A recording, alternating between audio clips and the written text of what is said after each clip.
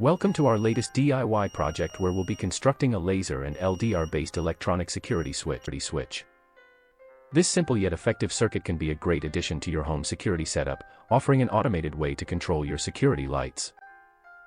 The LDR, or light-dependent resistor, is pivotal to our circuit, as it modulates its resistance based on incident light levels.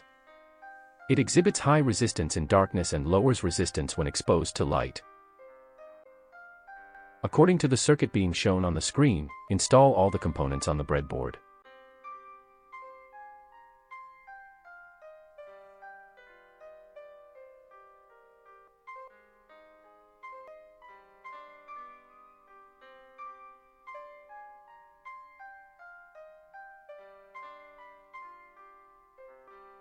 To avoid unwanted surrounding lights, the LDR is fitted within a plastic casing.